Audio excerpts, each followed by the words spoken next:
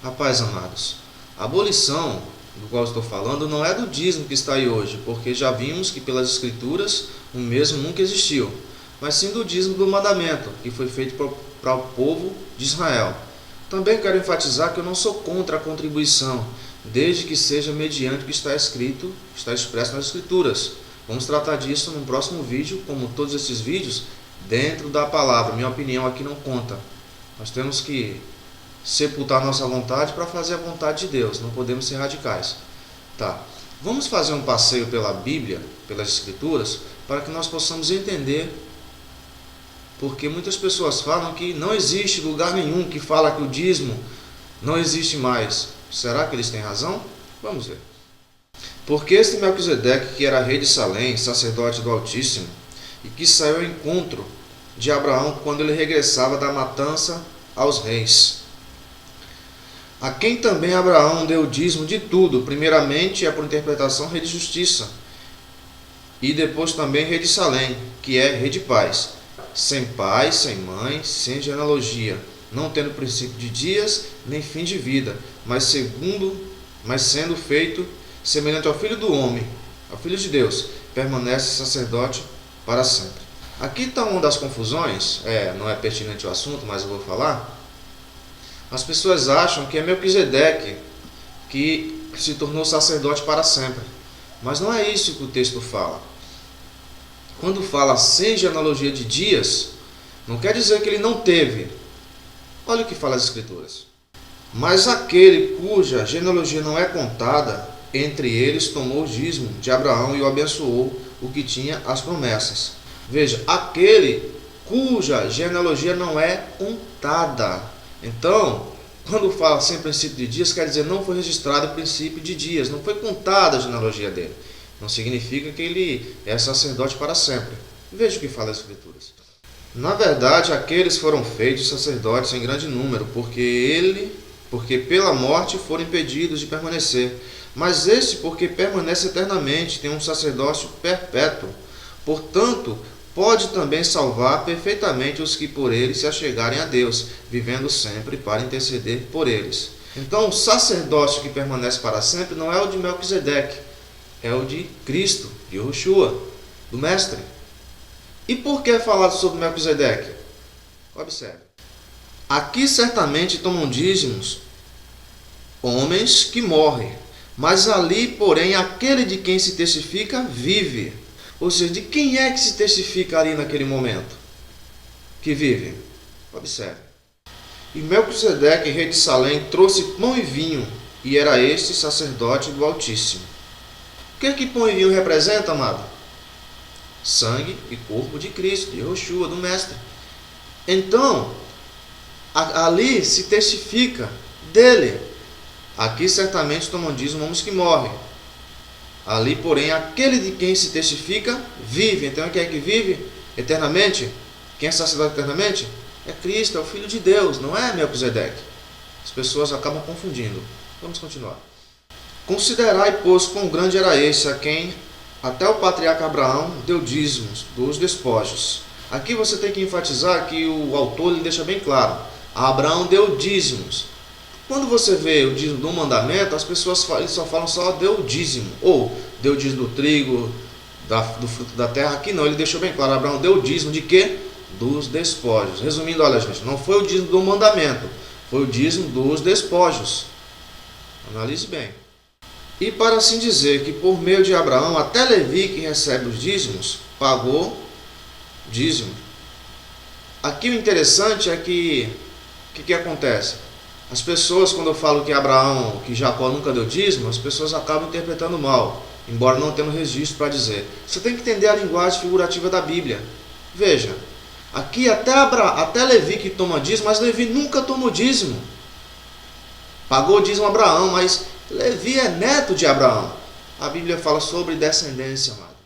Porque mudando-se o sacerdócio, necessariamente se faz também mudança na lei. Veja que aqui não é algo opcional. O sacerdócio ele mudou do sacerdócio levítico para o sacerdócio de Cristo, do Filho de Deus. Então não é uma coisa opcional essa mudança na lei. É uma coisa necessária. É necessário que você trabalhe para sustentar sua família, amado. É necessário que nós estejamos buscando na palavra de Deus, orando a Deus para que possamos ter uma comunhão com Ele. Não é uma coisa opcional, é necessária mesmo. Então, mudando-se a lei, necessariamente também, mudando-se o sacerdócio, também se faz mudança na lei. É uma coisa que aconteceu. Já vimos isso em vídeos passados. Quem tem dúvida, veja as duas leis. E muito mais manifesto é ainda a semelhança de Melquisedeque, que se levanta outro sacerdote, que não foi feito segundo a lei do mandamento carnal, mas segundo a virtude da vida incorruptível. Aqui é interessante que sobre o levantamento de Jesus Cristo, já vimos que Melquisedeque simbolizava isso, representava, testificava disso, da vinda de Cristo. Mas se você observar aqui, é chamado esse conjunto de leis levíticas de mandamento carnal. E nós aprendemos pela própria palavra que nós devemos viver no Espírito, não na carne, ser espirituais. Mas aqui está dizendo, chamando de mandamento carnal. Para quem fala que o dízimo é espiritual, me explica isso, por favor. Porque o precedente mandamento é abrogado por causa da sua fraqueza e inutilidade. Amado, aqui o apóstolo ele já escracha tudo, ele já fala diretamente. O precedente mandamento, ou o mandamento que precedia algo, que vinha antes de algo, no caso aqui de Cristo, é abrogado por causa da sua fraqueza e inutilidade. Está mandando continuar a fazer, amado? Abrogado, esquecido, anulado. E qual é esse mandamento que está falando aqui? Sobre a lei? Os que dentre os filhos de Levi recebem o sacerdócio têm ordem segundo a lei de tomar dízimo do povo, isto é, dos seus irmãos, ainda que tenha saído dos lombos de Abraão. Não vem me dizer que o dízimo não é segundo a lei levítica, não é a lei dos 10 mandamentos, a lei levítica, que a palavra de Deus ela não concorda com isso, as escrituras não concordam. E não tem outra pessoa tomando o dízimo a não ser um sacerdote da tribo de Levi. Vamos resumir o que o apóstolo quis dizer aqui nesse momento. Alguém pode dizer, mais amado, mas foi escrito só para o povo hebreu? Sim. Amado, se eu chegar para você e falar, irmão, pare de roubar ou pare de matar, você vai dizer, o irmão está louco, não faço isso. Então, que sentido tinha os apóstolos escreverem para os coríntios, romanos, tessalonicenses, colossenses, olha, vocês parem de dar dízimo. Eles nunca fizeram, nem sabiam o que era isso. Pelo contrário, se fosse para fazer, eles teriam que ser ensinados, já que nunca fizeram. Se alguém conseguir me mostrar, eu deleto o vídeo. Então, amado, o apóstolo, olha gente, estamos no sacerdócio agora espiritual. A lei foi mudada com a vinda do mestre, como já tinha sido profetizado. Vocês ainda continuam nesses rudimentos. Vocês não podem, agora é pelo novo e vivo caminho. Não tem mais sentido isso. Então, amado, o mandamento do dízimo, o único lugar que que fala de dízimo na nova aliança, é em Hebreus. Mas não é para mandar continuar, é para mandar parar. Não esse dízimo que está aí, que ele nunca existiu, mas o dízimo fazia parte das cerimônias como é que eu posso falar? Dos hebreus, do povo hebreu, ele parou a lei. Mas alguém pode dizer, amado, mas dava um sacerdote, eu sou sacerdote.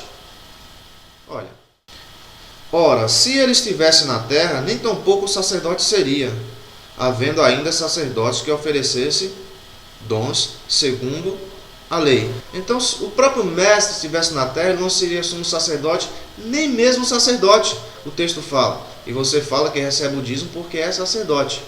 Mas, amado, como o irmão colocou no vídeo, temos que dar para Deus. O dízimo é para Deus. Sim, mas onde está escrito se eu levar o templo eu dou para Deus? Está dizendo que aquele que fizer um dos pequeninos está fazendo a mim. Jesus falando, o mestre falando. Então, se for para dar ao sacerdote, não é para você, líder de templo, de igreja. Não é para você. É para o que necessita. Mas se alguém ainda continua me chamando de herege e fala que o dízimo da persiste, eu tenho uma lista de perguntas para vos fazer. Se vocês conseguirem responder uma delas, eu deleto todos os vídeos do canal e me retrato. Eu quero que me mostrem onde o dízimo foi entregue em dinheiro, onde Isaac e Jacó ou alguns dos seus filhos deram dízimos, onde alguém, senão o sacerdote da tribo de Levi, recebeu esse dízimo, onde não foi entregue senão ao final de cada ano de 3 em 3 anos, Onde algum apóstolo deu ou ensinou dar o dízimo, já que é um mandamento tão importante? Onde na nova aliança diz que aquele que não levar algo ao templo está roubando a Deus? Onde na nova aliança fala se alguém não der 10% do seu salário é ladrão? Me mostrem registro do século I ao século XVI, onde aparece o dízimo. Eu só quero que algum líder me mostre alguma dessas perguntas. Agora, você que diz que segue a Cristo, você fala que não segue a homens, mas você continua achando e dizendo que aquele que não der o dízimo está roubando a Deus. Tem certeza que você está seguindo o preceito de Cristo, do Mestre, de Yoshua? Tem certeza? Tem? Tem, né? Então me mostra onde ele falou uma aberração dessa, um absurdo como esse, onde algum apóstolo dele, algum que seguiu a ele ensinou. Amado, me responda uma dessas perguntas, por favor, ou reveja o seu conceito de crença. Fique com Deus.